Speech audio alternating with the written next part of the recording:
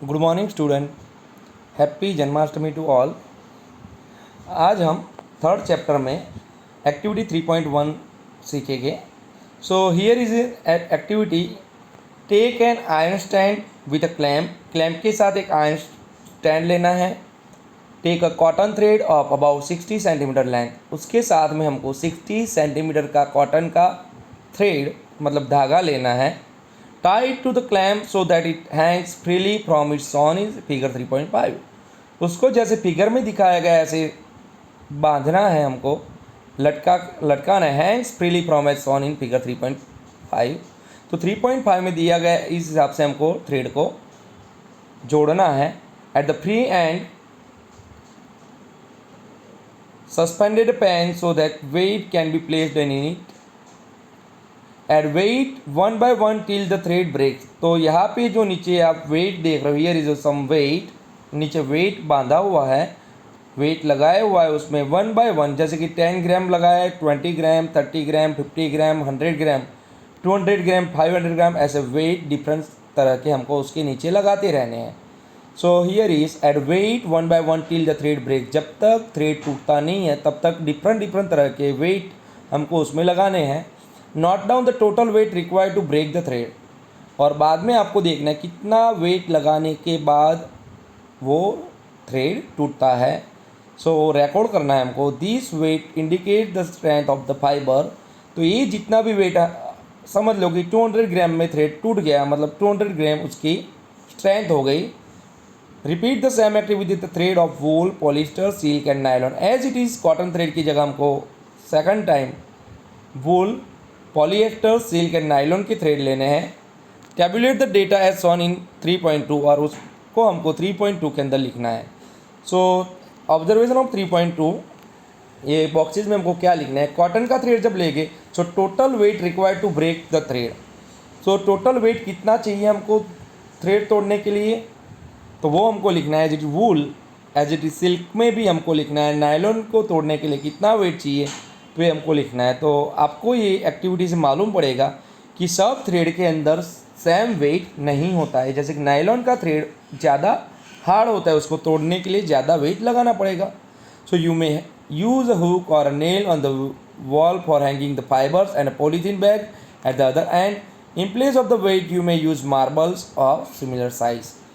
तो आप वेट की जगह मार्बल्स या तो पत्थर भी उसकी जगह ले सकते हो। Precaution, not that all thread should be of the same length. सब थ्रेड सेम लेंथ के होने चाहिए। And almost of the same thickness, और सबकी जो थिकनेस जो है उसकी चौड़ाई है वो एक जैसी होनी चाहिए। So now our today's topic is polyester and acrylic. So what is polyester and acrylic. तो पॉलिएस्टर एंड एक्रेलिक क्या है, ये भी एक तरह के इसमें से भी क्लोथ बनते हैं। तो now we are learning about polyester and acrylic. So first one, polyester. Polyester is another synthetic fibre. Polyester भी एक सिंथेटिक फाइबर है which is a man made fibre. So man made fibre है। Fabric made from this fibre does not get wrinkled easily. ये wrinkle easily नहीं होता है। It remains crisp and is easy to wash. तो washing के लिए ये fibre easy रहता है। So it is quite suitable for making dress material. तो ड्रेस मटेरियल की बनाने के लिए पॉलिएस्टर सुटेबल रहता है। You must have seen people wearing polyester shirt and other dresses. आपने बहुत सारे लोगों को पॉलिएस्टर के शर्ट और ड्रेसेस पहनते हुए देखा होगा। आपके पास भी पॉलिएस्टर का शर्ट और कॉटन का शर्ट भी होगा। सो दोनों का डिफरेंट आप समझ सकते हो। पॉलिएस्टर का जो शर्ट होता है वो वाटर को कम कंज्यूम करता है, जबकि कॉटन का जो शर्ट होता है उसमें वाटर कंज्यूम ज़्यादा होता है, वो हम सीखेंगे। So you must have seen people wearing polyester shirts and other dresses. As it is terylene is a popular polyester. तो पॉलिएस्टर के भी डिफरेंट टाइप्स होते हैं लाइक टेरिलिन।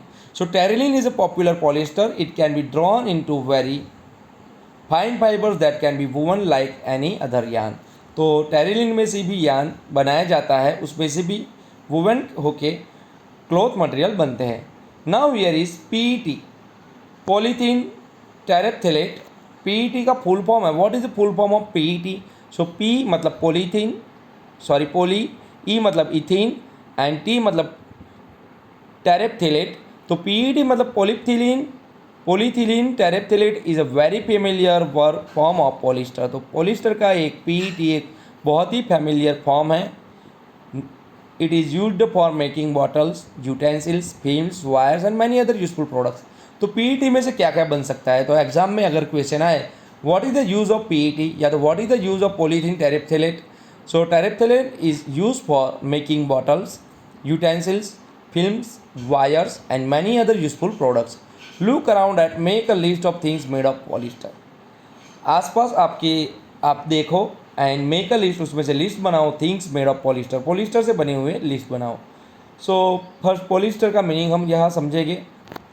सो polyester means poly plus ester. तो पॉली प्लस एस्टर दो word से बना हुआ है polyester. So polyester is actually made up of repeating units of chemical called an ester. तो एस्टर नाम का जो केमिकल है, एस्टर नाम के केमिकल के रिपीटिंग यूनिट मतलब एस्टर के बहुत सारे यूनिट्स इकट्ठे होके पॉलिएस्टर बनता है। So polyester is actually made up of repeating units of a chemical called an ester. Esters are the chemical which give fruits their smell. Esters कैसे होते हैं? Esters are the chemicals which give fruits their smell. Fruit के जैसी उसकी smell आती है।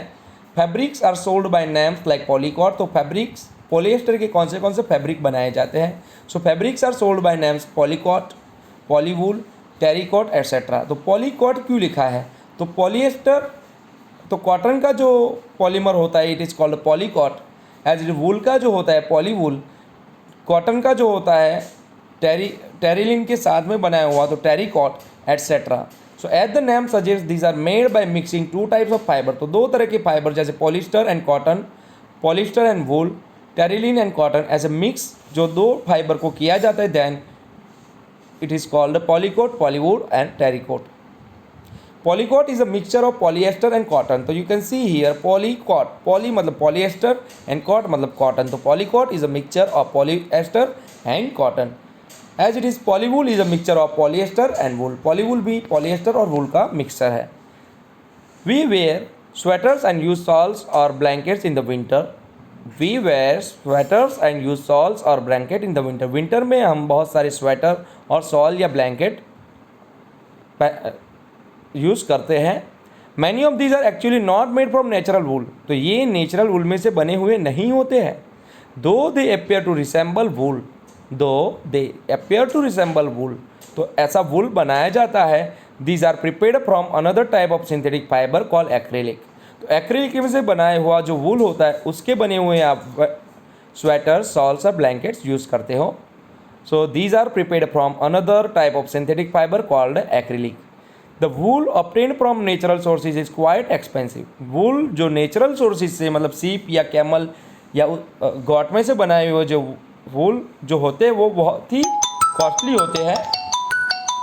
सो sources is quite expensive various clothes made from acrylic are relatively cheap.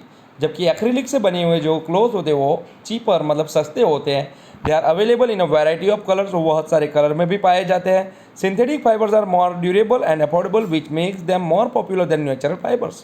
Synthetic fibres जो होते हैं आर मोर ड्यूरेबल, ज़्यादा समय तक चलते हैं, एंड अफोर्डेबल मतलब हम खर्च कर सकते हैं, हमारे बजट में आ सकते हैं ये synthetic fibre. Which makes them more popular than natural fibre. इसकी वजह से ये नेचुरल फाइबर से ज़्यादा पॉपुलर है क्योंकि उसकी प्राइस भी कम होती है और वो लॉन्ग टाइम तक रहते भी हैं। So you have already performed an activity of burning natural and synthetic fibres. तो आपने ऑलरेडी आगे burning natural and synthetic fibre के बारे में देखा था। What did you observe? When you burn synthetic fibers, you find that their behavior is different from that the natural fibers. जब भी आप सिंथेटिक फाइबर्स को जब जलाओगे उसका बिहेवियर नेचुरल फाइबर से डिफरेंट होगा। सो you must have noticed that synthetic fibres melt on heating. Synthetic fibres जो होते हैं मेल्ट ऑन हीटिंग, हीटिंग करने पे वो पिघल जाते हैं, जबकि नेचुरल फाइबर जल जाते हैं। This is actually disadvantage of synthetic fibre. तो सिंथेटिक फाइबर की ये डिसएडवांटेज है क्योंकि जलने से पिघल जाते हैं। If the cloth is catch fire, अगर कपड़ों में आग लग जाए, इट कैन बी डिजास्टर्स। मतलब सिंथेटिक फाइबर जल्दी से आग पकड़ लेते हैं, तो आग जल्दी लग जाती है सिंथेटिक फाइबर में। So if the cloth is catch fire it can be disasters the fabric metals and sticks to the body, ये fabric metals the fabric melts and sticks to the body to the person wearing it. तो ये जो fabric जो होता है वो पिघल के हमारी बॉडी पे जिस पर्सन ने ये कपड़े पहने अगर आग लगे तो फैब्रिक ये पर्सन को चिपक जाता है। We should therefore not wear synthetic clothes while working in the kitchen or a laboratory. So we should therefore not wear synthetic clothes, तो हमको सिंथेटिक क्लोथ्स पहनने नहीं चाहिए। कब? While working in the kitchen or in laboratory, तो laboratory में और kitchen में जब हम काम करते तब हमको सिंथेटिक फाइबर पहनने नहीं चाहिए। तो आप देखते हो कि बहुत सारे नर्सरीज या लैब में काम करने वाले वाइट कलर के क्लोथ पहनते हैं, वो कॉटन के बने हुए होते हैं। It is called apron. Apron पहनाया जाता है क्योंकि उसमें आग लग सकती नहीं है, ईजिली आग नहीं लग सकती है। So all the synthetic fibres are prepared by a number of processes using raw material of petroleum origin called petrochemicals.